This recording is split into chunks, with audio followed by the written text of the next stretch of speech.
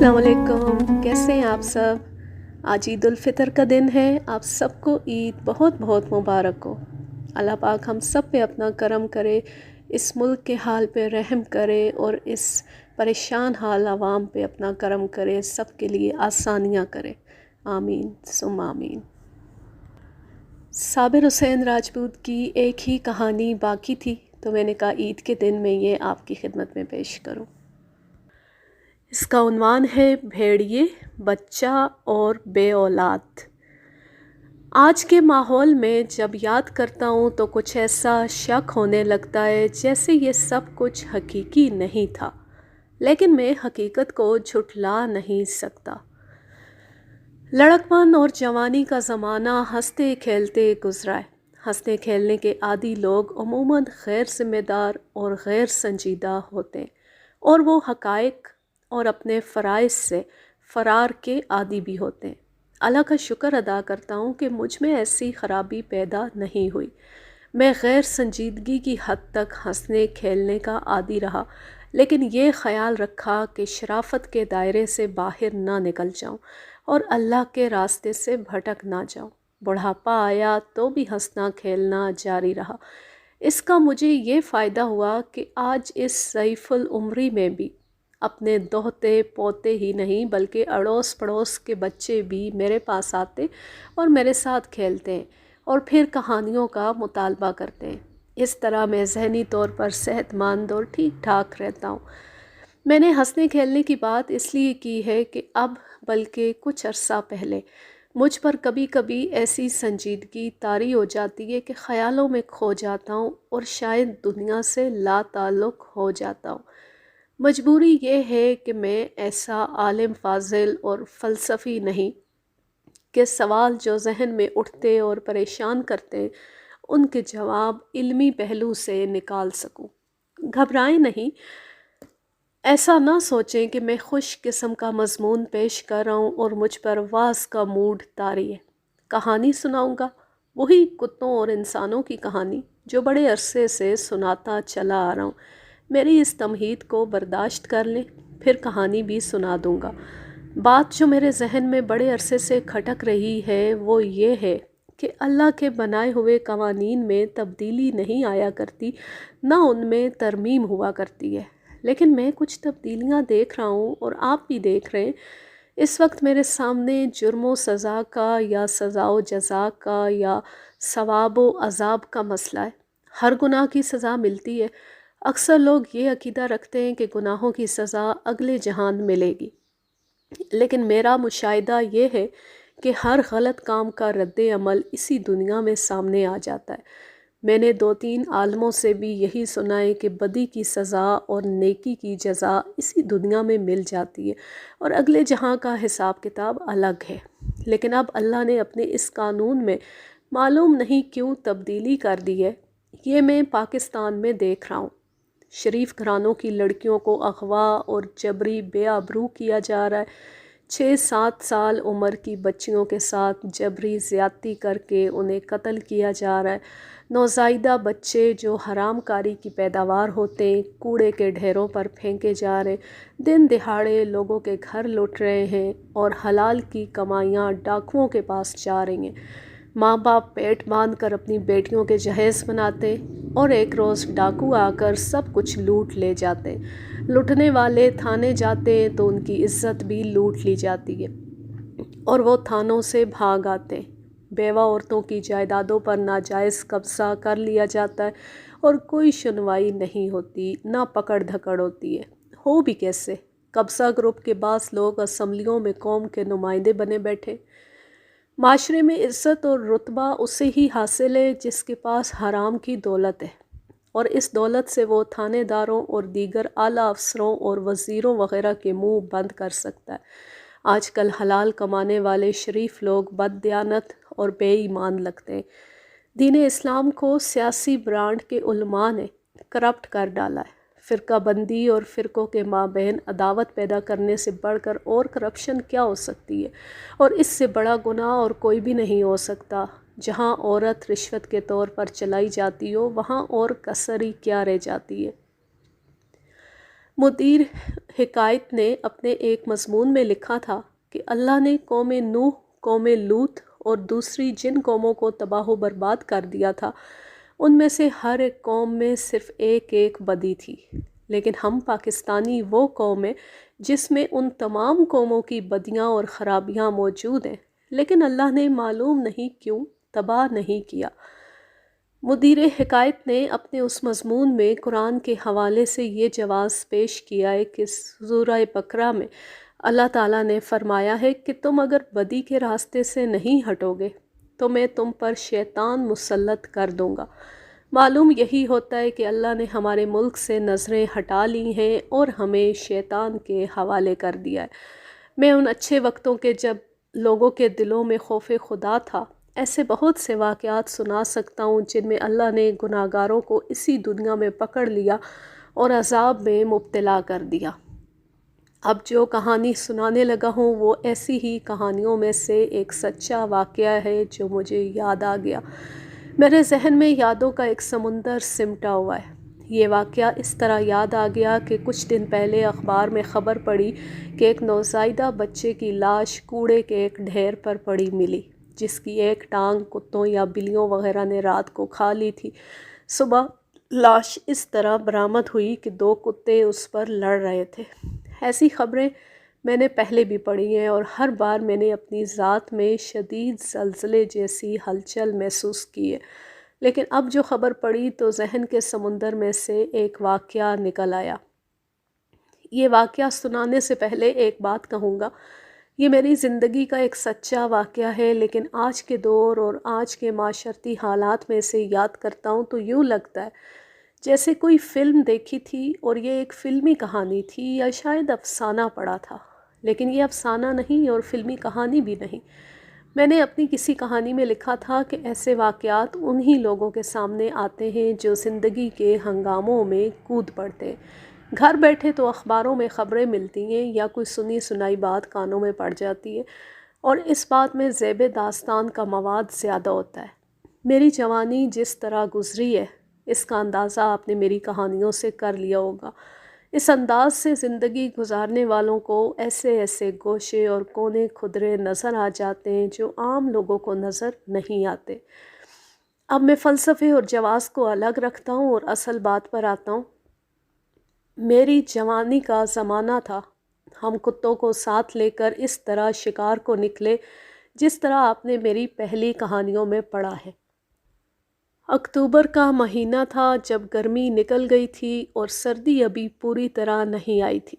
اس روز ہمارا ارادہ کچھ دور نکل جانے کا تھا، اس لیے ہم اس وقت گاؤں سے چلے تھے جس وقت صبح ابھی گہری دھندلی تھی۔ گاؤں سے تقریباً 4.5 میل دور پہنچ گئے تو صبح کا اجالا سفید ہو گیا۔ ہم عام راستوں سے ہٹ کر ایسے علاقے میں جا رہے تھے جو کٹا پھٹا تھا اور اونچا نیچا تھا۔ چھوٹے بڑے کھڈ بھی تھے اور چھوٹے بڑے ٹیلے بھی ہر طرف کھڑے تھے۔ کوئی 100 گز دور بھیڑیے یا بھیڑیوں جیسے 2 کتے نیچے سے اوپر آئے اور رک کر پھر نیچے دیکھنے لگے۔ ان کے اس طرح نمودار ہونے سے ہم نے اندازہ لگایا کہ جہاں یہ رکے کھڑے ہیں یہ کسی نشیبی جگہ کا اونچا کنارہ ہے۔ کچھ ساتھیوں نے کہا کہ یہ کتے ہیں اور باقی کہتے تھے کہ بھیڑیے ہیں۔ بھیڑیا صاف پہچانا جاتا ہے لیکن فاصلہ زیادہ تھا، اس لیے یہ شک بھی تھا کہ کتے ہوں گے۔ وہ کتے تھے یا بھیڑیے نیچے دیکھ رہے تھے۔ ہم نے کتوں کو زنجیریں ڈال رکھی تھی اور ابھی کتوں نے اس طرف نہیں دیکھا تھا۔ وہ علاقہ ہموار ہوتا تو کتے دیکھ لیتے، لیکن وہاں یہ حالت تھی کہ کبھی ہم نیچے جاتے اور کبھی گھاٹی چڑھ کر اوپر چلے جاتے اور آگے کا کچھ علاقہ نظر آ جاتا۔ ان دونوں جانوروں نے ہماری طرف دیکھا ہی نہیں اور ہم تیزی سے آگے بڑھتے گئے۔ ہم سب خوش تھے کہ یہ بھیڑیے ہوئے تو شکار کا مزہ آ جائے گا۔ ہمارے ویران علاقے میں بھیڑیے موجود تھے لیکن کم ہی نظر آتے تھے۔ رات کو کبھی کسی بھیڑیے کی آواز سنائی دیتی تھی۔ شکار میں بھیڑیے اس طرح دلچسپی پیدا کر دیتے تھے کہ کتوں کا مقابلہ کرتے تھے، گیدڑوں کی طرح بھاگ نہیں جاتے تھے۔ البتہ کتے زیادہ ہوتے تو بھیڑیے اگر 2-3 ہی ہوتے تو بھاگ جاتے تھے۔ भेड़िए इस नशेब के किनारे पर खड़े नीचे ही देखे जा रहे थे कि इतने में दोनों बिदक कर पीछे हटे और फिर नीचे देखने लगे। हमारे एक दोस्त ने कहा कि नीचे से भेड़ियों को किसी ने पत्थर मारा है। भेड़ियों के बिदकने और पीछे हटने से यही कहा जा सकता था कि उन्हें किसी ने पत्थर मारा है। इससे हमें यह नज़र आने लगा कि नीचे कोई आदमी होगा और ये भूखे भेड़िए उस पर हमला करके पेट पूजा करना चाहते होंगे। हम सब साथियों ने आपस में बात की और इस नतीजे पर पहुँचे कि भेड़ियों ने किसी बंदे को देख लिया है और उसे छोड़ेंगे नहीं। हम और तेज़ चल पड़े और एक नशेबी जगह से ऊपर चढ़े तो देखा कि हम भेड़ियों के करीब पहुंच रहे। तब भेड़ियों ने हमारी तरफ देखा। हमने कुत्तों के पट्टों से जंजीरें उतार लीं और उन्हें भेड़िए दिखाकर छोड़ दिया। मुझे अच्छी तरह याद है कि उस रोज़ हमारे साथ 9 कुत्ते थे। हम चूँकि करीब पहुंच गए थे इसलिए यकीन हो गया कि ये दोनों कुत्ते नहीं भेड़िए ही हैं। 2 भेड़िए 9 कुत्तों और 12-13 लड़कों के मुकाबले में ठहर नहीं सकते थे। वो भाग उठे। कुत्तों ने उन्हें देख लिया था और सरपट उनके पीछे दौड़ रहे थे और फासला कोई ज़्यादा नहीं था। जब हमने नीचे झांका कि वो क्या चीज़ थी जिसे देखकर भेड़िए कभी आगे होते थे कभी पीछे हट जाते थे, तो वहाँ एक नौज़ायदा बच्चा पड़ा था और उसके पास एक आदमी खड़ा था। उस आदमी ने ही पत्थर मार मार कर भेड़ियों को आगे बढ़ने से रोके रखा था। कुत्तों को देखकर भेड़िए भाग खड़े हुए। यूं उस नन्हे से बच्चे की जान बच गई। इस वीराने में एक नौज़ायदा बच्चे का होना ये बताने के लिए काफ़ी था कि वो नाजायज़ बच्चा था जिसे उसकी माँ ने जन्म देकर इस वीराने में मरने के लिए छोड़ दिया था। उस आदमी से बात हुई तो उसने बताया कि वो एक प्राइमरी स्कूल टीचर है और वो कहीं जा रहा था, रास्ते में उसे ये बच्चा यहाँ पड़ा नज़र आ गया। हम हैरान हो रहे थे कि हर कोई गांव में एक दूसरे को जानता है, तो वो लड़की या औरत बच्चे की पैदाइश तक अपने आप को किस तरह छुपाती रही। हम उस आदमी के गांव पहुँचे जो प्राइमरी स्कूल टीचर था। गांव वालों ने उसके हाथों पर उठाया हुआ बच्चा देखा तो हर किसी ने पूछा कि ये किसका बच्चा है। उस शख्स ने गांव के नंबरदार को बुलाया और उसे बच्चा दिखाकर बताया कि ये कहाँ से मिला है। देखते ही देखते सारा गांव इकट्ठा हो गया। बच्चे को तो लोगों ने बाद में देखा। वो लोग ज़्यादातर इस वजह से इकट्ठे हो गए थे कि एक शिकार पार्टी आई थी जिसमें 8-9 कुत्ते थे और हर कुत्ता आला नस्ल का था। नंबरदार के अलावा गांव के 3-4 बुज़ुर्ग और ऊंची हैसियत वाले 2-3 आदमी भी आ गए और बाहर चारपाइयाँ बिछा कर बैठ गए। हमें तो गांव वालों ने बड़ी इज्जत से बिठाया और हमारी खातिर मदारात का इंतज़ाम करने को 2 आदमियों से कहा। बच्चा भूख से बिलबिला रहा था और इस तरह रो रहा था जैसे किसी भी वक्त उसकी सांसें रुक जाएंगी। एक बुज़ुर्ग ने कहा कि बच्चे को औरतों के हवाले कर दो ताकि वो इसे दूध पिलाएं। स्कूल टीचर ने इधर उधर देखा तो उसे अपनी बीवी नज़र आ गई। उसने बच्चा अपनी बीवी के हवाले करके कहा कि इसे दूध पिलाए। 2-3 और औरतें आ गईं और वो बच्चे को ले गईं। स्कूल टीचर ने सबको सुनाया कि बच्चा कहाँ पड़ा मिला है और ये छुरी बच्चे के पास पड़ी हुई थी। सुनने वालों ने अपने कानों को हाथ लगाए और बाज़ ने हाथ जोड़कर आसमान की तरफ देखा और तौबा तौबा करने लगे। सबका यही ख्याल था कि ये नाजायज़ बच्चा है और इसे अपना गुनाह छुपाने के लिए वहाँ वीराने में फेंका गया है। स्कूल टीचर ने यह भी बताया कि 2 भेड़िए बच्चे को सूंघ रहे थे और उन्हें किस तरह पत्थर मार मार कर उसने भगाया था और फिर हमारे कुत्ते आ गए और भेड़िए भाग गए। उसने लोगों को ये भी बताया कि वो हमें इस गवाही के लिए साथ लाया है कि वाकई बच्चा फ़लाँ जगह पड़ा मिला है और भेड़ियों वाली बात भी बिल्कुल ठीक है। एक बुज़ुर्ग ने कहा कि बच्चे को थाने ले चलो और थानेदार ख़ुद तफ्तीश करके उस औरत की तलाश करेगा जिसने बच्चा पैदा करके वहाँ जा फेंका था। बुज़ुर्ग ने कहा कि ये एक तरह का कत्ल होगा। ये स्कूल टीचर ना पहुँच जाता तो भेड़िए बच्चे को खा जाते। भेड़िए ना खाते तो बच्चा भूख से बिलबिला बिलबिला कर मर जाता। बच्चे को थाने ना ले जाओ, اسکول ٹیچر نے کہا، تھانے دار کا کوئی بھروسہ نہیں، بچے کی ماں کی تلاش اور تفتیش سے بچنے کے لیے وہ بچے کو کہیں پھینک دے گا اور بچہ مر جائے گا۔ ماسٹر جی ٹھیک کہتے ہیں، نمبردار نے کہا، میں اس تھانے دار کو اچھی طرح جانتا ہوں، آپ لوگ بھی اسے جانتے ہیں، بڑا ہی بے رحم اور ظالم آدمی ہے۔ ایک اور معزز آدمی بول پڑا، بچے کو کون سنبھالے گا؟ ہمارے گاؤں میں تو ایسی ذمہ داری کوئی بھی نہیں لے گا۔ اس نے یہ بھی کہا کہ ناجائز بچے کو کوئی شخص گود نہیں لے گا۔ میں بچے کو گود لوں گا۔ اسکول ٹیچر نے کہا، آپ سب جانتے ہیں میں بے اولاد ہوں اور مجھے اور میری بیوی کو ایک بچہ پالنے کا بہت شوق ہے۔ میں تو کہتا ہوں کہ اللہ نے یہ بچہ میرے لیے ہی بھیجا ہے۔ اسے کھانے کے لیے بھیڑیے آئے تو میں نے انہیں بھگا دیا، لیکن بھیڑیے پھر بھی اوپر جا کر نیچے دیکھتے رہے۔ وہاں سے انہیں بھگانے کے لیے خدا نے ان لڑکوں کو بھیج دیا اور ان کے کتوں نے بھیڑیوں کو بہت ہی دور تک بھگا دیا۔ اس مسئلے پر گاؤں کے بڑے صلاح مشورہ کرنے لگے۔ گاؤں کی مسجد کا مولوی بھی آ گیا تھا۔ مولوی نے یہ کہہ کر اس مسئلے کا حل پیش کر دیا کہ اصل گناہ گار بچے کی ماں اور اس کا باپ ہے، بچے کا کوئی گناہ نہیں، نہ اسے ہوش ہے کہ یہ بھی اس کو محسوس ہو کہ یہ ہے کہاں اور اسے کہاں پھینکا گیا تھا۔ مولوی نے کہا کہ اس بچے کو مرنے سے بچانا اور پھر اسے پالنا اور اسے باعزت زندگی دینا بہت بڑی نیکی ہے اور ثواب کا کام ہے۔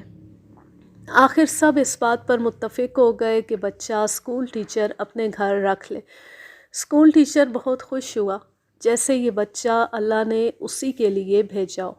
کچھ دیر بعد ہم بھی وہاں سے رخصت ہو آئے۔ راستے میں ہم اسی موضوع پر باتیں کرتے آئے۔ یہ تو ایک معمہ تھا ہی کہ یہ بچہ کس نے پھینکا ہے، لیکن اس سے زیادہ ٹیڑھا سوال یہ ذہن میں آ رہا تھا کہ بچے کے پاس چھری کیوں رکھی گئی تھی۔ کوئی جواب نہیں ملتا تھا۔ گاؤں میں جب بڑے اس موضوع پر اپنی رائے دے رہے تھے تو انہوں نے بھی یہ معمہ حل کرنے کی بہت کوشش کی تھی کہ چھری بچے کے پاس کیوں رکھی گئی تھی۔ کوئی بھی کسی نتیجے پر نہیں پہنچ سکا۔ اپنے گاؤں آ کر ہم نے یہ خبر سارے گاؤں میں پھیلا دی اور لوگ ہمارے ارد گرد اکٹھے ہو گئے۔ یہ واقعہ ان کے لیے عجیب اور ناقابل یقین تھا۔ کئی ایک نے کہا کہ یہ قیامت کی نشانی ہے۔ لوگوں نے اپنے اپنے ذہن اور سوچ کے مطابق کہانیاں گھڑ لیں۔ پھر دن گزرنے لگے اور آہستہ آہستہ یہ بچہ ہم سب کے ذہنوں سے اتر گیا۔ البتہ یہ خواہش ضرور رہی کہ اس گاؤں کی طرف شکار کو جائیں گے اور دیکھیں گے کہ بچہ کس حال میں ہے اور کیا پتہ چلا ہے کہ بچے کی ماں کا سراغ ملا ہے یا نہیں۔ لیکن وہ گاؤں ہمارے گاؤں سے تقریباً 8 میل دور تھا اور ایسی جگہ تھا جو ہمارے شکار کے لیے بالکل ہی موزوں نہیں تھی۔ پھر بھی 2-2.5 سال بعد ہم وہاں چلے ہی گئے۔ ماسٹر سے ملے اور اس نے ہمیں وہ بچہ دکھایا۔ بچہ اب چلتا پھرتا تھا اور توتلی زبان میں کوئی لفظ بولتا تھا۔ ٹیچر اور اس کی بیوی کو دیکھا کہ وہ بچے سے بہت ہی پیار کرتے تھے۔ بچے کی ماں کا سراغ نہیں ملا تھا، نہ کسی نے سراغ لگانے کی کوشش کی تھی۔ 12-13 سال گزر گئے اور ہم اس طویل عرصے میں بچے کو بالکل ہی بھول چکے تھے۔ ایک روز میرے والد اور ان کی عمر کے ہی 3-4 اور آدمی جو اپنے گاؤں کے بزرگ تھے، باہر درخت کے نیچے چارپائیاں بچھائے بیٹھے تھے۔ مجھے میرے والد نے گھر سے بلایا۔ میں گیا تو ان کے پاس 12-13 سال کا ایک لڑکا بیٹھا ہوا تھا۔ میرے والد نے مجھے کہا کہ اپنے شکاری دوستوں کو بلا لاؤ۔ ہمارے بزرگوں نے ہمیں بتایا کہ یہ لڑکا اس گاؤں سے آیا ہے جس گاؤں کا ایک آدمی 12-13 سال پہلے ایک نوزائیدہ بچے کو لے گیا تھا اور تم بھی وہاں گئے تھے۔ انہوں نے بتایا کہ یہ لڑکا کچھ ایسی بات سناتا ہے جیسے وہ نوزائیدہ بچہ یہی تھا۔ اس کی پوری بات سنو اور دیکھو کہ یہ وہی تو نہیں۔ اس لڑکے کی آنکھیں بتا رہی تھیں کہ روتا رہا ہے۔ ہمارے بزرگوں نے اس کے لیے کھانا اور پانی منگوا لیا تھا۔ لڑکے نے ہمیں پوری بات سنائی جو یوں تھی کہ وہ گاؤں سے بھاگ آیا تھا اور پیدل چلتے چلتے ہمارے گاؤں تک پہنچا تو اتنا تھک گیا کہ یہیں رک گیا۔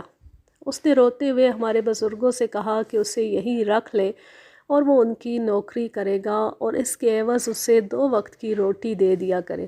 اس نے روتے ہوئے بتایا کہ وہ شکایت کا موقع نہیں دے گا اور جو بھی اسے گھر میں رکھے گا اس کی وہ بہت ہی خدمت کرے گا۔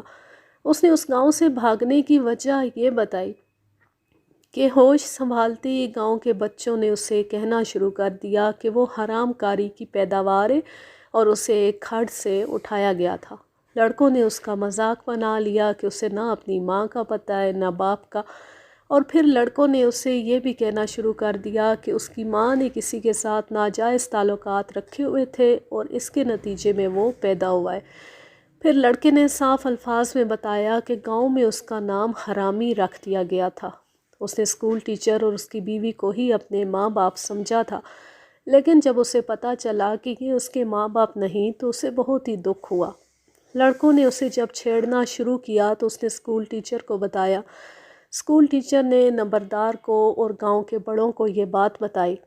ان سب نے اس لڑکے کو چھیڑنے والے لڑکوں کو بلایا اور بہت گالی گلوچ کی اور انہیں منع کیا، لیکن لڑکے باز نہ آئے اور اسے اور زیادہ چھیڑنے لگے۔ دراصل یہ راز چھپایا جا سکتا ہی نہیں تھا۔ سارے گاؤں نے دیکھا تھا کہ اسکول ٹیچر بچے کو اٹھا کر لا رہا تھا اور اس نے سارے گاؤں کو سنایا تھا کہ یہ بچہ اسے کہاں سے ملا تھا۔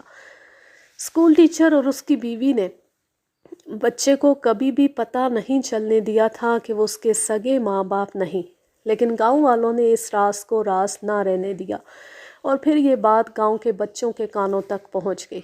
لڑکوں نے اسے یہاں تک کہا کہ انہیں یہ بھی معلوم ہے کہ اسے کہاں سے اٹھایا گیا تھا۔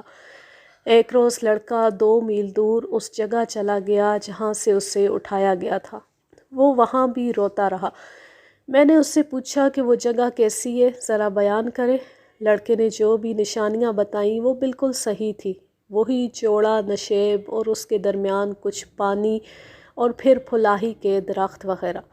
اس لڑکے نے 6-7 سال عمر سے لے کر 12-13 سال عمر تک گاؤں کے لڑکوں کے طعنے اور مذاق برداشت کیے اور آخر وہ ان کا عادی ہو گیا۔ لیکن ایک اور حادثہ ہو گیا۔ اسکول ٹیچر چند دن بیمار رہ کر فوت ہو گیا۔ اس کی بیوی اکیلی رہ گئی۔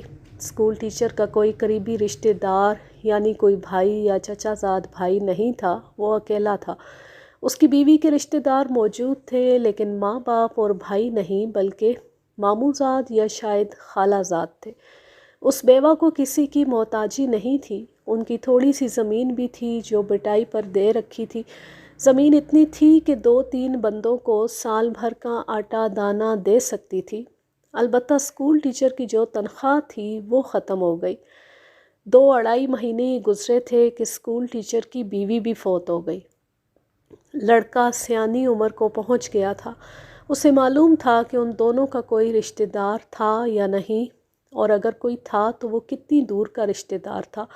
لیکن بیوی بھی مر گئی تو 2-3 رشتہ دار جاگ اٹھے اور انہوں نے ان کے مکان پر قبضہ کر لیا اور پھر ان کی زمین بھی سنبھال لی اور اس لڑکے کو انہوں نے گھر کا نوکر بنا لیا۔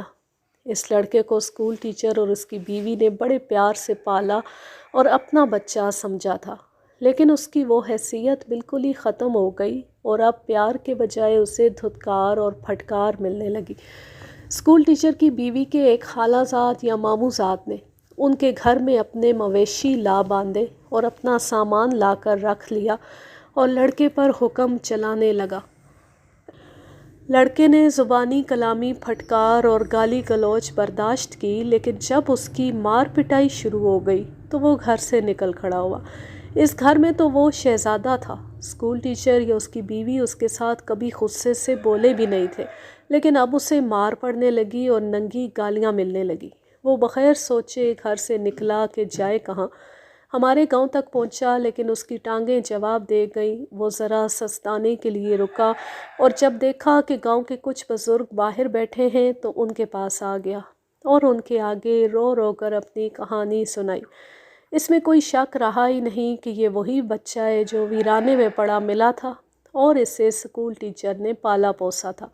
ہم نے اس کی تصدیق کر دی۔ ایسا تو ہو ہی نہیں سکتا تھا کہ ہمارے بزرگ اسے کہتے کہ لو بچے، یہ روٹی کھاؤ، پانی پیو اور چلتے بنو۔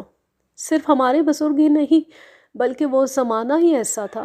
کہ مصیبت زدہ کو کوئی بھی تنہا نہیں چھوڑتا تھا اور کوشش ہوتی تھی کہ اسے مصیبت سے نجات دلائی جائے، اور اگر یہ ممکن نہ ہو تو اسے کم از کم پناہ تو دی جائے۔ اس لڑکے کو گاؤں کے بزرگوں میں سے ایک نے اپنے گھر رکھ لیا۔ اس کی حیثیت تو نوکر والی تھی، لیکن اسے اب گالیاں نہیں ملتی تھیں، نہ اسے برا بھلا کہا جاتا تھا، نہ اس گاؤں میں اسے کسی نے ناجائز بچہ کہنا تھا۔ ہم سب دوستوں نے آپس میں طے کر لیا کہ گاؤں میں کسی کو پتہ نہیں چلنے دیں گے کہ اس بچے کو ماں نے جن کر ویرانے میں پھینک دیا تھا اور ایک آدمی اسے اٹھا لے گیا اور پالا پوسا۔ بچہ ہمارے بزرگوں کو سب کچھ بتا ہی چکا تھا، جس سے یہ خطرہ تھا کہ بات ڈھکی چھپی نہیں رہے گی۔ ہم دوستوں نے یہ بھی طے کر لیا کہ ایسی کوئی بات اٹھی تو ہم اس کی تردید کریں گے اور کہیں گے کہ وہ بچہ جو ہم نے باہر پڑا دیکھا تھا 2-3 مہینوں بعد مر گیا تھا۔ مطلب یہ کہ ہم نے اس لڑکے کی عزت کا تحفظ اپنے ذمے لے لیا۔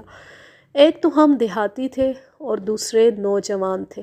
ہمارے دماغوں میں ابھی اتنی پختگی نہیں آئی تھی کہ سمجھ سکتے کہ قدرت کا کیا کھیل ہے۔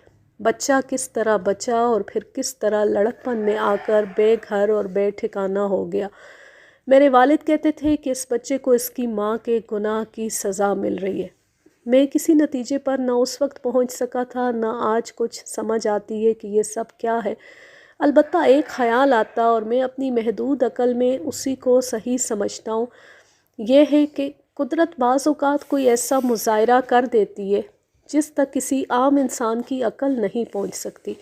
میں نے کسی جگہ ایک بڑے سائنسدان کے یہ الفاظ پڑھے تھے کہ انسان نے چاند ستاروں کی دنیا کو کھوج ڈالا ہے اور اب کائنات کے مزید بھید کھولنے کی کوششوں میں لگا ہوا ہے، لیکن کبھی قدرت کوئی ایسا کرشمہ دکھا دیتی ہے کہ بڑے بڑے سائنسدان چکرا جاتے اور وہ اپنے آپ کو طفل مکتب سمجھنے لگتے ہیں۔ اس لڑکے کی زندگی میں قدرت نے کچھ ایسے ہی کرشمے دکھائے تھے۔ ایک نہایت اہم واقعہ سناتا ہوں۔ لڑکے کو ہمارے گاؤں میں آئے 1 سال ہو گیا تھا۔ جس گھر میں وہ ملازم تھا اس گھر میں اس کے ساتھ بڑا اچھا سلوک ہوتا تھا۔ میں اور میرے دوست اس کے ساتھ پیار محبت سے ہی پیش آتے تھے۔ ہم نے دیکھا کہ لڑکا کم عقل یا بے وقوف نہیں تھا، بلکہ عقل مند اور ہوش مندی کی باتیں کرتا تھا۔ آپ نے محسوس کیا ہوگا کہ میں اس لڑکے کا نام نہیں لکھ رہا، یہ میں کسی مصلحت کے پیش نظر نہیں لکھ رہا، اسے لڑکا ہی کہوں گا۔ واقعہ یہ ہوا کہ ایک روز دوپہر کے وقت اس لڑکے کو ایک آدمی کندھے پر اٹھا کر گاؤں لایا۔ وہ گھر والوں کے ساتھ کھیتوں میں کوئی کام کر رہا تھا، ساتھ 2 اور آدمی تھے۔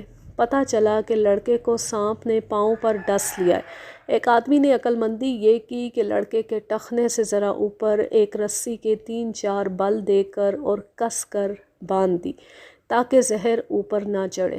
ہمارے گاؤں میں ایک ہندو حکیم تھا، اس کے پاس لے گئے۔ اس نے اس جگہ ایک دوائی لگا تو دی، لیکن اس نے ایک حکیم کا نام لے کر کہا کہ اسے فوراً اس کے پاس پہنچاؤ۔ اس حکیم کے پاس کوئی زود اثر دوائی تھی۔ فوراً ایک گھوڑی لے آئے، ایک آدمی اس پر سوار ہوا اور لڑکے کو اس کے آگے بٹھا دیا گیا۔ وہ حکیم تقریباً 2 میل دور ایک گاؤں میں رہتا تھا۔ میں اور میرے 3 دوست بھی ساتھ چل پڑے۔ ہمیں اس لڑکے کے ساتھ جذباتی وابستگی پیدا ہو گئی تھی۔ وہ حکیم گھر مل گیا۔ اس حکیم نے پہلے تو ایک دوائی لڑکے کو پلائی، پھر زخم سے وہ دوائی دھو ڈالی جو ہمارے گاؤں کے حکیم نے لگائی تھی۔ سانپ نے جہاں کاٹا تھا وہاں اس حکیم نے چاقو سے 2 کٹ لگائے اور خون نکلنے لگا۔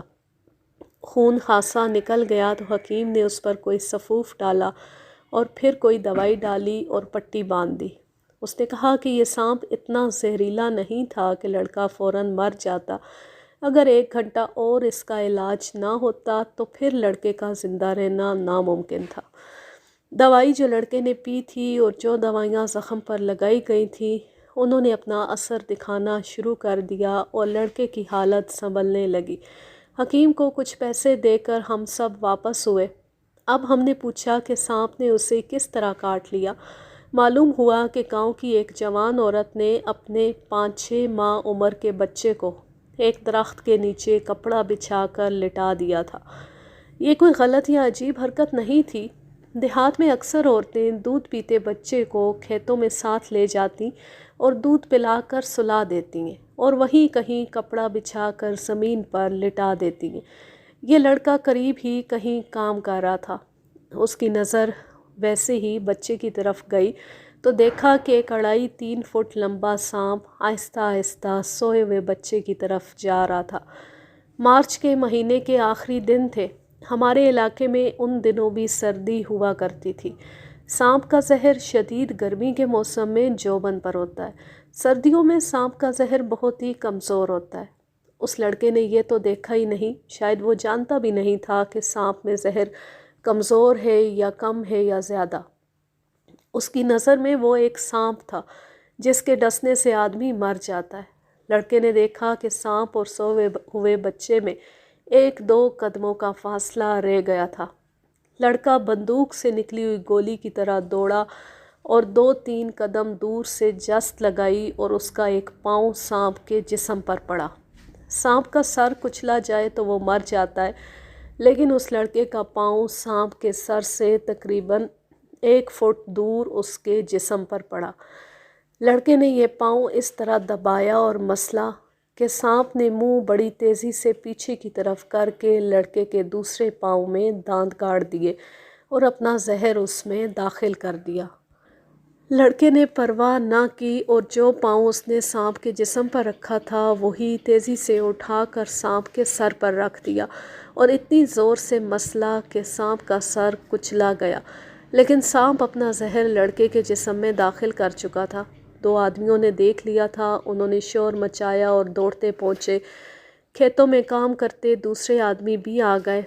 3-4 عورتیں بھی تھیں جن میں اس بچے کی ماں بھی تھی۔ اس نے اپنے سوئے ہوئے بچے کو دیکھا اور ایک ہی قدم دور مرے ہوئے سانپ کو دیکھا تو اسے پتہ چلا کہ اس کے بچے کو اس لڑکے نے بچایا ہے اور خود ڈسا گیا ہے، تو اس نے لڑکے کو اپنے بازوؤں میں لے کر گلے لگا لیا اور بے طرح اس کا منہ چومنے لگی۔ ایک آدمی نے آگے بڑھ کر لڑکے کو اس عورت کے بازوؤں سے کھینچا اور کہا کہ اسے فوراً حکیم کے پاس لے چلتے۔ ایک عقل والے آدمی نے لڑکے کے ٹخنے کے ذرا اوپر کس کر رسی باندھ لی اور لڑکے کو گاؤں لے آئے۔ یہ اللہ کا خاص کرم تھا کہ لڑکا زندہ سلامت بچ گیا۔ گاؤں کا تو وہ ہیرو بن گیا۔ ہم دوستوں نے آپس میں باتیں کی تو ہمارے ایک دوست نے کہا کہ اسے ایک آدمی نے موت کے منہ سے اٹھا کر زندگی دی تھی اور اب اس لڑکے نے اس بچے کو زندگی دی ہے۔ لڑکا 3-4 دنوں میں بالکل ٹھیک ہو گیا، زہر خون میں شامل نہیں ہوا تھا اور زخم بھی مل گیا تھا۔ اب قدرت کا ایک اور مظاہرہ یا کرشمہ دیکھیں، جسے میں یوں بیان کروں گا کہ اللہ نے قرآن میں یہ جو فرمایا ہے کہ اللہ کی گرفت بڑی مضبوط ہوتی ہے۔ یہ واقعہ جو سنانے لگا ہوں اللہ کے اس فرمان کی عملی تفسیر ہے۔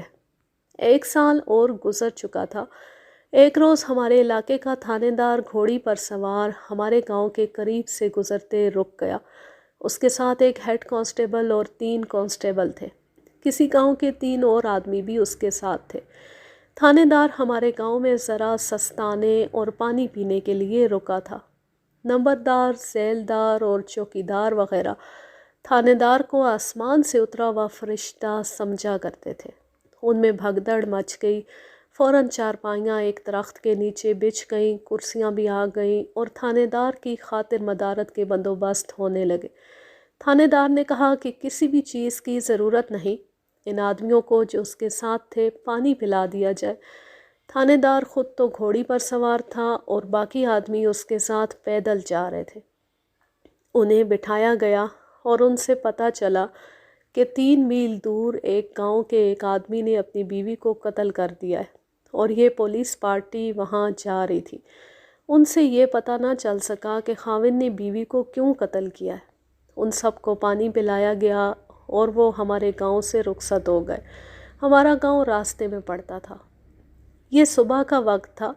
دوپہر کے وقت کچھ آدمی ایک چارپائی اٹھائے ہمارے گاؤں سے گزرتے رک گئے۔ چارپائی پر اس عورت کی لاش تھی جسے خاوند نے قتل کیا تھا۔ لاش پوسٹ مارٹم کے لیے جا رہی تھی۔ ان آدمیوں نے چونکہ چارپائی کندھوں پر اٹھا رکھی تھی اور سفر لمبا تھا، اس لیے پانی پینے اور سستانے کو رک گئے۔ مجھے آج بھی لاش کا چہرہ یاد ہے۔ ہم نے لاش کے چہرے سے چادر ہٹائی تو چہرے کا جیسے کیما بنا ہوا تھا۔ قاتل خاوند نے چہرے پر کلہاڑیاں مار مار کر ہڈیاں چور چور کر دی تھیں۔ ہم نے ان آدمیوں سے پوچھا کہ قتل کی وجہ کیا تھی۔ انہوں نے اتنا ہی بتایا کہ یہ عورت بد چلن تھی اور اس کا خاوند کچھ عرصے سے کسی ایسی بیماری میں مبتلا ہے کہ سر سے پاؤں تک موٹی موٹی پھنسیاں نکلی ہوئی ہیں، اور جتنا بھی وہ علاج کراتا ہے یہ پھنسیاں اتنی ہی خراب ہوتی چلی جا رہی ہیں۔ ان آدمیوں کو کچھ زیادہ پتہ نہیں تھا کہ میاں بیوی میں قتل سے پہلے کیا بات ہوئی یا کیا تکرار ہوئی کہ خاوند نے اسے قتل کر دیا۔ یہ وجہ بالکل صاف اور صحیح تھی کہ یہ عورت خاوند کے ہاتھوں بدچلنی کی پاداش میں قتل ہوئی ہے۔ انہوں نے یہ بھی بتایا کہ یہ عورت تو گاؤں میں طوائف بنی ہوئی تھی، یعنی کوئی معمولی سی بدچلنی نہیں تھی۔ اسے ہم قتل کا ایک عام کیس سمجھتے رہے۔ بدچلنی کی وجہ سے کسی عورت کا اور اس کے آشنا کا قتل ہو جانا کوئی عجیب واردات نہیں تھی۔ وہ دن گزر گیا اور رات بھی گزر گئی۔ اگلے روز 10-11 بجے کے درمیان، جسے دیہات میں روٹی کا وقت کہا جاتا ہے، تھانے دار واردات والے گاؤں سے واپس آتے ہوئے پھر ہمارے گاؤں میں رک گیا۔ عورت کی لاش پوسٹ مارٹم کے بعد گزشتہ رات واپس گاؤں لے جائی گئی تھی۔ تھانے دار کے ساتھ اپنے پولیس کے وہی آدمی تھے، اس گاؤں کا نمبردار تھا، اور تین چار اور آدمی تھے، اور ایک گدی پر ایک آدمی سوار تھا جس نے سر پر اس طرح چادر لے رکھی تھی کہ اس کا چہرہ بھی اس میں ڈھکا ہوا تھا۔ اسے ہتھ کڑی لگی ہوئی تھی، اور یہ ہتھ کڑی ایک کانسٹیبل نے پکڑ رکھی تھی جو اس کے ساتھ پیدل چل رہا تھا۔ تھانے دار وہیں آ کر رک گیا جہاں بڑے درخت کے نیچے چارپائیاں پڑی تھیں۔ ہتھ کڑی میں باندھے ہوئے آدمی کو گدی پر ہی بیٹھے رہنے کو کہا۔ سارا گاؤں اکٹھا ہو گیا۔ تھانے دار نے ہمارے گاؤں کے نمبردار کو اپنے پاس بلا کر اس کے کان میں کچھ کہا۔ نمبردار نے تھانے دار سے کہا کہ اس کے گھر چلے، لیکن تھانے دار نے وہیں بیٹھنا پسند کیا۔ بعد میں ہمیں پتہ چلا کہ تھانے دار نے نمبردار سے کہا تھا کہ اس کے لیے اور اس کے ساتھ کے آدمیوں کے لیے کھانے کا بندوبست کرے۔ نمبردار یہ بندوبست کرنے کے لیے چلا گیا۔ تھانے دار اور اس کے ساتھ موجود ہر آدمی کو پانی پلایا گیا، لیکن تھانے دار نے گدی پر بیٹھے ہوئے آدمی کی طرف اشارہ کر کے کہا کہ اسے مٹی کے پیالے میں پانی دینا اور پھر وہ پیالہ توڑ دینا۔ یہ تو ہم پہلے سن چکے تھے کہ اس شخص کے سارے جسم پر پھنسیاں نکلی ہوئی ہیں۔ تھانے دار نے ایک ایسی بات کہی جو آج کل کوئی تھانے دار سوچ بھی نہیں سکتا، نہ ایسی بات کہنے کی ضرورت محسوس کرتا ہے۔ آج کل کے تھانے دار تو چاہتے ہیں کہ لوگ جرم کرتے رہیں، ایک دوسرے کا خون بہاتے رہیں، اور یہ کیس تھانے میں آتے رہیں اور مکہ ہوتا رہے، اور تھانے داروں کے گھروں میں گھڑے نوٹوں سے بھرتے رہیں۔ یہ تھانے دار جو ہمارے گاؤں میں بیٹھا ہوا تھا، ظالم اور جابر تھانے دار مشہور تھا۔ اس کا کام تھا مجرموں کو پکڑنا اور سزا دلوانا، لیکن اس نے ذہن میں یہ رکھا کہ لوگوں کو جرائم کے ارتکاب سے ڈرایا جائے۔ اس نے ارد گرد دیکھا، گاؤں کے لوگ ذرا پیچھے ہٹ کر تماشا دیکھ رہے تھے۔ تھانے دار نے سب سے کہا کہ اس کے قریب آ جائیں اور بیٹھ جائیں۔ لوگ آگے آ گئے، کچھ چارپائیوں پر بیٹھ گئے اور کچھ زمین پر ہی بیٹھے، اور تھانے دار کی طرف دیکھنے لگے۔ میری بات دھیان سے سننا تم سب لوگ۔ انگریز کے قانون سے ڈرو یا نہ ڈرو، اس قانون سے بعض اوقات مجرم اور قاتل بھی بری ہو کر گھر آ جاتے ہیں، لیکن ایک قانون اور بھی ہے جس سے کوئی نہیں بچ سکتا۔ یہ اللہ کا قانون ہے۔ اس قانون کی پکڑ میں دیر ہو سکتی ہے، لیکن پکڑ آخر ہوتی ضرور ہے، اور اللہ کا یہ قانون دنیا میں ہی سزا دیتا ہے۔ میں تمہیں اس ملزم کی زبانی اس کا اقبالی بیان سنواؤں گا، یہ سنو اور توبہ کرو۔ یہ غلطی دلوں سے نکال دو کہ تم نے چوری چھپے جرم کیا ہے اور انگریز کا قانون تمہیں نہیں پکڑ سکا، تو تم آزاد پھرتے رہو گے۔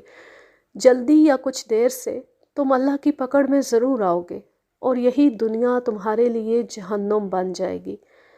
تھانے دار نے گدی پر بیٹھے ہوئے ملزم سے کہا کہ وہ اپنا چہرہ ننگا کر کے بلند آواز میں لوگوں کو اپنا پورا بیان سنائے جو اس نے گاؤں میں تھانے دار کو دیا تھا۔ ہتھ کڑی میں بندھا ہوا ملزم تھوڑی دیر چپ رہا، اور اس نے اپنا چہرہ بے نقاب نہ کیا۔ تھانے دار نے گرج کر اسے گالی دی اور کہا کہ جیسا اس نے کہا ہے ویسا ہی کرے۔ ملزم کے ساتھ کھڑے کانسٹیبل نے، جس نے اس کی ہتھکڑی پکڑی ہوئی تھی، اس کے چہرے سے چادر ہٹا دی اور بڑے غصے سے اسے کہا کہ خان صاحب کے حکم کی تعمیل کرو۔ ہم نے اس ملزم کا چہرہ دیکھا تو دل میں کراہت بھی آئی اور خوف بھی۔ میں اپنی بات بتاتا ہوں، میں نے محسوس کیا جیسے اس شخص کے جسم کی بدبو میرے ناک میں داخل ہو رہی ہے۔ دونوں گالوں پر موٹی موٹی پھنسیاں تھیں جو اوپر سے سفید تھیں۔ یہ سفیدی پیپ کی تھی۔ ایک پھنسی اس کے نیچے والے ہونٹ کے ساتھ تھی، جس سے ہونٹ بے حد بھدا اور مکروہ شکل اختیار کر گیا تھا۔ تھانے دار نے کہا کہ اس کے سارے جسم پر ایسی پھنسیاں نکلی ہوئی ہیں۔ تھانے دار کے ایک بار پھر کہنے پر وہ بولا، لیکن اس کی آواز دھیمی تھی۔ تھانے دار نے ایک ہی سانس میں 3-4 گالیاں دے کر کہا کہ وہ بلند آواز سے بولے تاکہ ہر آدمی کے کانوں تک اس کی آواز پہنچے۔ اس کا جسم اتنا کمزور ہو چکا تھا کہ بلند آواز سے بولنے کے لیے خاصا زور لگانا پڑتا تھا۔ وہ بلند آواز میں بولتا گیا اور کبھی کبھی سانس لینے کے لیے کچھ دیر کے لیے چپ ہو جاتا تھا۔ اس نے خاصی دیر لگا کر جو بیان دیا وہ میں اپنے الفاظ میں سناتا ہوں۔ قتل کے اس ملزم کی عمر 30 سال ہو گئی تھی، لیکن ابھی اللہ نے اسے کوئی بچہ نہیں دیا تھا۔ شادی کو 7-8 سال گزر گئے تھے۔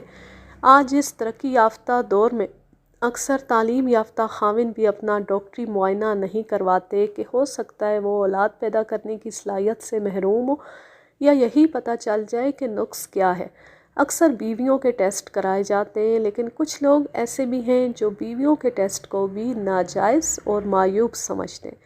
وہ دور تو تھا ہی پسماندگی کا دور، اور یہ لوگ دیہاتی تھے۔ انہوں نے میڈیکل ٹیسٹ وغیرہ کی سوچی ہی نہیں۔ ازدواجی زندگی کے 5 سال گزر گئے تو ملزم اور اس کی بیوی پیروں کے قدموں میں سجدے کرنے کے لیے چل پڑے۔ پھر جس کسی نے کوئی خانقاہ یا کوئی مزار بتایا وہاں جا پہنچے، نظر نیاز دی اور اولاد کے لیے دعائیں کراتے رہے۔ کسی نے کوئی شاجی بتایا یا کسی عامل کا پتہ دیا تو وہ خواہ کتنی ہی دور کیوں نہ ہو، یہ دونوں وہاں جا پہنچے اور اپنی مراد پیش کی، لیکن ہر جگہ سے انہیں مایوسی ہوئی۔ ان پیروں اور عاملوں نے اور مزاروں اور خانقاہوں کے مجاوروں نے انہیں پورا یقین دلایا کہ ان کی گود ہری ضرور ہوگی۔ ایسی باتیں پیروں اور عاملوں وغیرہ نے بھی انہیں سنائیں کہ ان کے آستانے سے کبھی کوئی خالی نہیں گیا، دیر ہو سکتی ہے لیکن مراد ضرور پوری ہوگی۔ اس طرح یہ ملزم ان مجاوروں اور پیروں وغیرہ کے ہاتھوں لٹتا رہا اور اس کی عمر 30 سال کے قریب پہنچ گئی۔ آخر اسے کسی نے ایک ایسے عامل کا عطا پتہ دیا جس کے متعلق مشہور تھا کہ اس کے ہاتھ میں ایسا علم ہے جو مردے کو زندہ کر سکتا ہے۔ وہ گاؤں خاصا دور تھا۔ ملزم اپنی بیوی کو ساتھ لے کر وہاں جا پہنچا۔ اس عامل نے بھی اس کے ساتھ ویسی سبز باہوں جیسی باتیں کی جیسی پہلے یہ دوسرے عاملوں وغیرہ سے سن چکے تھے۔ اس عامل نے یہ عمل بتایا کہ ایک بچہ چاہیے جس کی عمر زیادہ سے زیادہ 3 دن ہو۔ اگر عمر 6-7 دن ہو گئی تو پھر یہ بیکار ہوگا۔ عمل یہ تھا کہ ملزم کی بیوی یا ملزم خود نوزائیدہ بچہ اٹھائے اور ایک خاص جگہ لے جا کر اس بچے کی شہرک پر چھری پھیرے، خون کا چلو بھر کر بیوی پی جائے اور پھر یہی خون اپنے جسم پر لگائے۔ یہ خون خاوند کو بھی اپنے جسم پر لگانا تھا اور پھر نوزائیدہ بچے کے خون کا ایک گھونٹ پینا تھا۔ عامل نے انہیں یقین دلایا کہ آج تک یہ عمل ناکام نہیں ہوا اور 15 دنوں بعد مراد پوری ہونے کے آثار صاف نظر آ جائیں گے۔ میاں بیوی عمل کرنے کے لیے تیار ہو گئے۔ عالم نے جتنے پیسے مانگے وہ انہوں نے دے دیے اور واپس اپنے گاؤں آ گئے۔ ملزم کی بیوی نے یہ عمل بخوشی اس لیے قبول کر لیا تھا کہ اسے معلوم تھا کہ گاؤں میں ایک عورت کا بچہ پیدا ہونے والا ہے اور وہ اس بچے کو اڑا لے گی۔ واپس اپنے گاؤں آتے ہوئے بیوی نے اپنے اس خاوند کو یہ بات بتائی تو خاوند بھی تیار ہو گیا اور اس نے بیوی کی حوصلہ افزائی کی کہ وہ اس بچے کو پیدا ہوتی ہی اٹھا لے۔ ہمارے موجودہ دور میں پیدا ہونے والی اور جوان ہونے والی نسل شاید یقین نہ کرے کہ اس میاں بیوی نے اتنا خوفناک عمل کرنا قبول کر لیا تھا۔ دیہات میں بے اولاد جوڑے اس سے بھی زیادہ خطرناک عمل کر گزرتے۔ مثلاً ایک عمل یہ ہے کہ کوئی جوان آدمی فوت ہو جائے اور جس روز اسے دفن کیا جائے اسی رات بے اولاد عورت اس کی قبر کھود کر اس کے ساتھ لیٹے اور پیار و محبت کرے، لازماً اولاد ہوگی۔ ایک بار ایک عورت یہ عمل کرتے ہوئے پکڑی بھی گئی تھی، جبکہ اس کا خاوند قبرستان میں اس قبر سے کچھ دور چھپا کھڑا تھا۔ ایک عمل یہ بھی تھا کہ نوزائیدہ بچہ خواہ وہ کسی کا ہو، اغوا کر کے اس کا گلا گھونٹ دو اور ایک ٹوکرا اس کے اوپر اوندا رکھ دو اور بے اولاد عورت اس ٹوکرے پر بیٹھ کر نہائے تو اسے اولاد مل جائے گی۔ یقین کریں کہ ہمارے وقتوں میں بعض عورتوں نے یہ عمل کیا بھی ہے۔ ایک عورت پکڑی گئی تھی اور اسے نوزائیدہ بچے کے قتل کے جرم میں عمر قید سزا ہوئی تھی۔ اس ملزم اور اس کی بیوی کو اولاد کی خواہش نے ایسی ذہنی حالت تک پہنچا دیا تھا جہاں وہ ہر خطرے کو بھول گئے تھے اور ہر خطرہ مول لینے کو تیار تھے۔ بیوی کو تو ممتا کا جذبہ بحال کر رہا تھا، لیکن خاوند اس میں اپنی توہین سمجھتا تھا کہ لوگ کہتے تھے کہ یہ شخص اولاد پیدا کرنے کے قابل نہیں۔ یہ دراصل پاگل پن کی کیفیت ہوتی ہے جس میں انسان کچھ بھی کر گزرتا ہے۔ پھر یوں ہوا کہ 15-20 دنوں بعد ان کے گاؤں کی اس عورت نے ایک بچے کو جنم دیا جس کے متعلق اس نے خاوند سے کہا تھا کہ اس کا بچہ پیدا ہونے ہی والا ہے۔ ملزم کی بیوی نے بڑی استادی اور دلیری سے تیسرے دن یہ بچہ اٹھا لیا۔ ملزم نے اپنے بیان میں یہی بتایا کہ اس کی بیوی نے بڑی استادی اور دلیری سے بچہ اٹھا لیا، لیکن اٹھانے کا پورا طریقہ بیان نہ کیا، صرف یہ بتایا کہ اس کی بیوی نے رات کے وقت بچہ اٹھایا تھا۔ وہ اکتوبر کا مہینہ تھا جب لوگ صحن میں اور برآمدوں میں سوتے تھے۔ عورت جب بچہ اٹھانے گئی تو یہ خاوند اس گھر کے باہر کھڑا تھا۔ بچے کی ماں کو پتہ ہی نہ چلا۔ دیہات کے کچے مکانوں میں ایسی واردات کسی کے لیے کوئی زیادہ مشکل نہیں ہوتی۔ اب یہ ذہن میں رکھیں کہ میں نے کہا کہ بچے کو رات کے وقت اٹھایا گیا۔ اس کا یہ مطلب نہیں کہ یہ واردات آدھی رات کے وقت یا اس سے بعد کی گئی جب لوگ گہری نیند سو جاتے۔ دیہات میں آج بھی لوگ شام کا کھانا کھا کر تھوڑی دیر بعد سو جاتے اور ان کے تھکے مارے لوگ بے ہوشی کی نیند سوتے۔ ہمارے وقتوں میں تو رات 9 بجے کو آدھی رات کہا جاتا تھا۔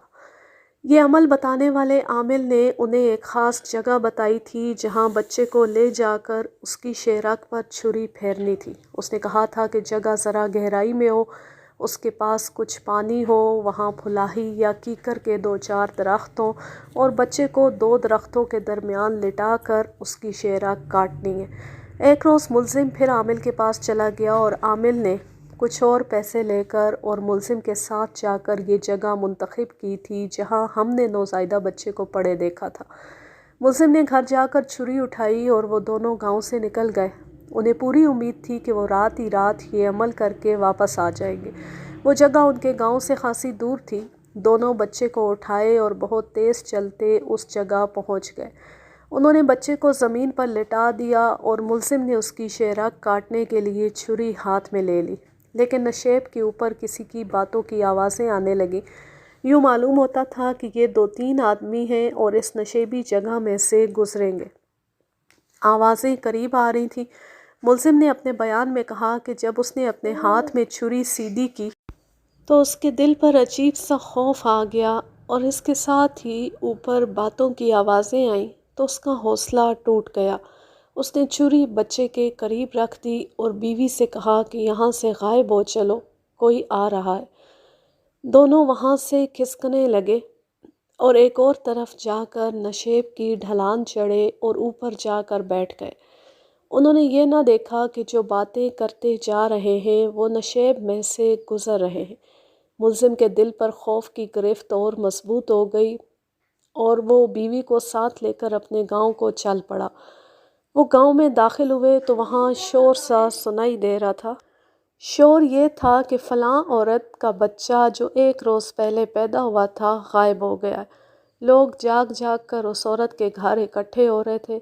اس میاں بیوی کو چپکے سے اپنے گھر میں داخل ہونے کا ایسا موقع ملا کہ کوئی انہیں دیکھ نہ سکا۔ وہ بچے کو وہیں پھینک آئے تھے۔ ملزم نے سنایا کہ بچے کی ماں دن رات چیخ چیخ کر روتی اور بچہ اٹھانے والے کو بد دعائیں دیتی تھی، جس کا ملزم کے دل پر بہت برا اثر ہوتا تھا۔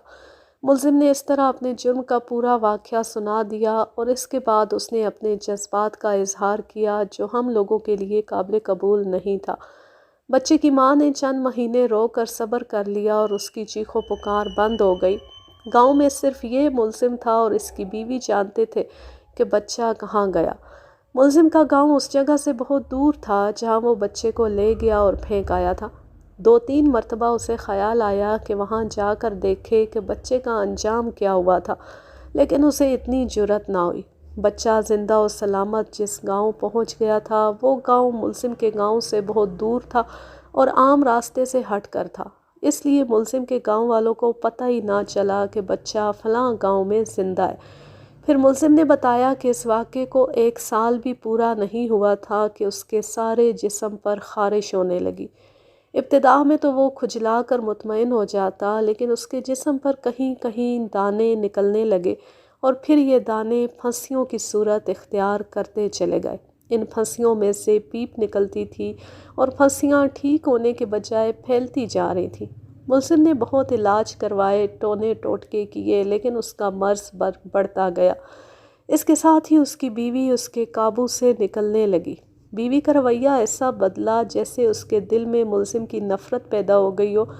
نفرت تو پیدا ہونی ہی تھی، ایک تو یہ شخص اولاد پیدا کرنے کے قابل نہیں تھا اور دوسرے اس کے جسم سے ایسی بری بدبو آتی تھی جو شاید کوئی جانور بھی برداشت نہ کر سکتا۔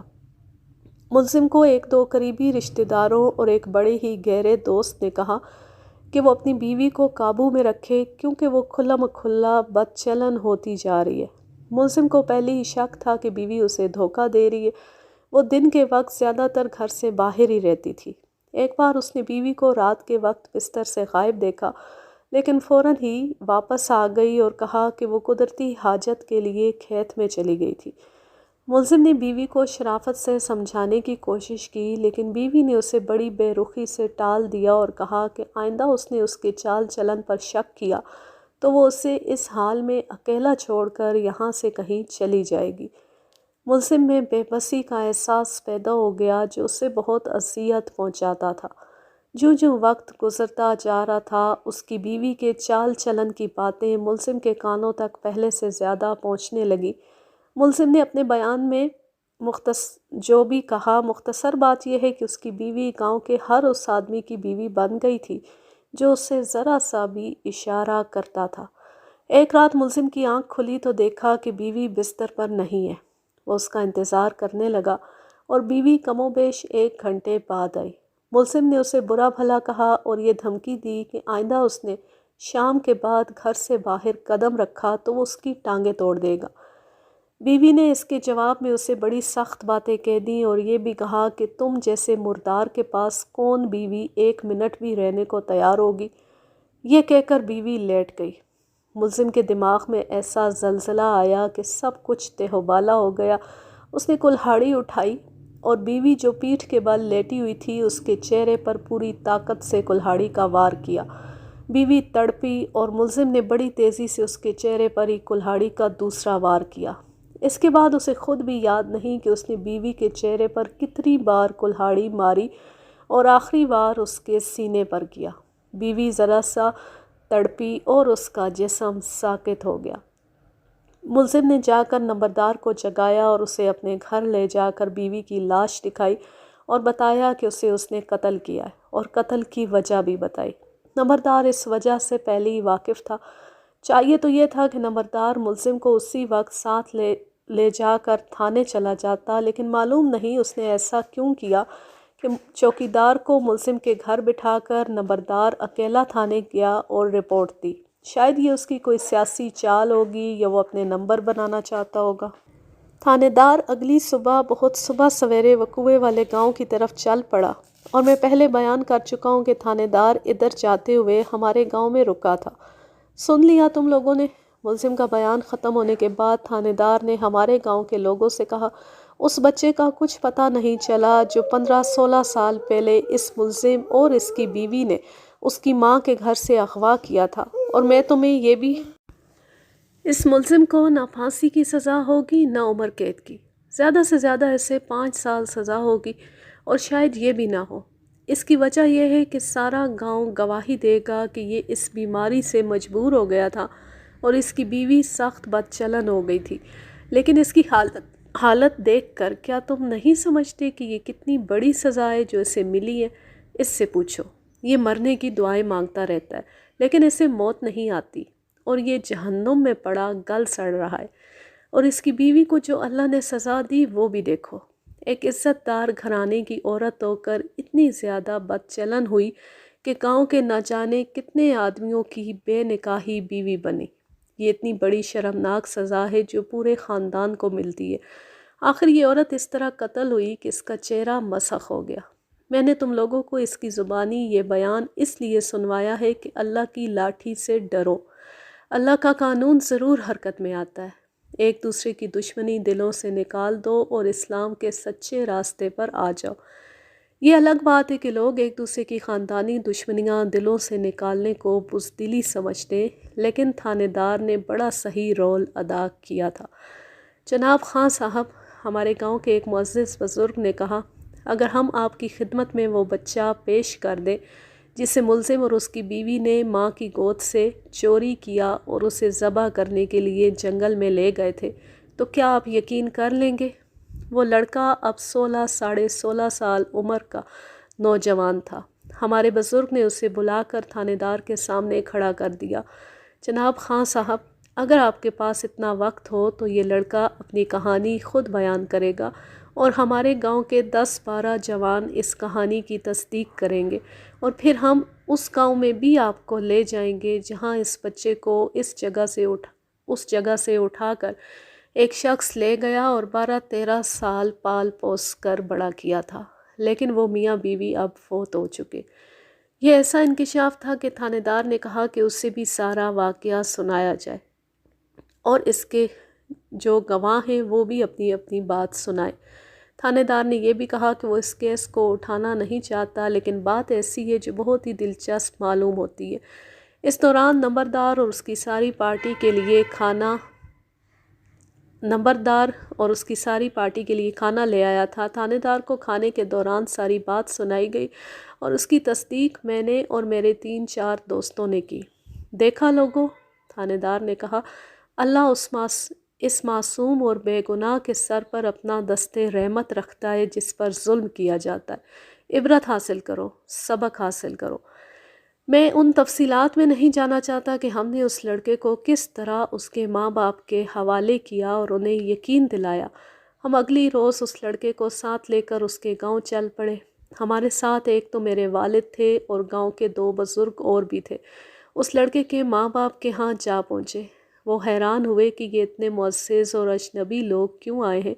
ان کا بیٹا ہمارے ساتھ تھا۔ میرے والد نے بات شروع کی اور لڑکے کے ماں باپ کو سارا واقعہ سنایا اور بتایا کہ یہ ہے تمہارا بیٹا۔ میں نے اور میرے سب دوستوں نے باری باری اس کی تصدیق میں پوری تفصیل سنائی، اور لڑکے کی ماں حیرت زدگی کے عالم میں اٹھی اور اپنے بیٹے کے ساتھ لپٹ گئی۔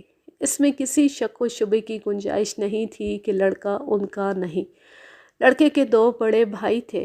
وہ بڑی ہی بے تابی سے اسے ملے اور انہوں نے جو خوشیاں منائیں وہ ایک الگ بات ہے۔ ہمیں انہوں نے بڑا پرتکلف کھانا کھلایا۔ دیہات میں پرتکلف کھانے کا مطلب یہ ہوتا ہے کہ مرغی پکائی گئی ہے اور اس کے ساتھ حلوہ پکایا گیا۔ میں یہ کہانی لکھ رہا ہوں تو یقین کیجئے یوں پتہ چلتا ہے جیسے میرے سامنے فلم چل رہی ہے۔ میں اسی جوانی کی عمر کو پہنچ گیا ہوں اور میری زندگی کا یہ واقعہ میرے سامنے ایک بار پھر وقوع پذیر ہو رہا ہے، لیکن آج کے ماحول میں جب یاد کرتا ہوں تو کچھ ایسا شک ہونے لگتا ہے جیسے یہ حقیقی نہیں تھا، لیکن میں حقیقت کو جھٹلا نہیں سکتا۔ 1.5 سال بعد ہمیں یہ بھی پتہ چل گیا تھا کہ اپنی بیوی کا قاتل مقدمے کے دوران جیل میں مر گیا تھا۔ یوں یہ زبردست کہانی اپنے اختتام کو پہنچی۔ اب میں لیتی ہوں آپ سے اجازت۔ جہاں رہیں خوش رہیں، شاد و آباد رہیں، ہنستے مسکراتے رہیں، اور عید کے اس پرمسرت موقع پر مجھے اس طرح عیدی دیں کہ اس چینل کو سبسکرائب کر دیں، بیل آئیکن کو ضرور پریس کریں تاکہ آنے والی ہر نیو ویڈیو کی نوٹیفیکیشن آپ کو بر وقت ملتی رہے، اور اس ویڈیو کو لائک کیجئے، زیادہ سے زیادہ شیئر کیجئے اور اچھا سا کومنٹ کیجئے۔ اللہ حافظ، اللہ نگہبان۔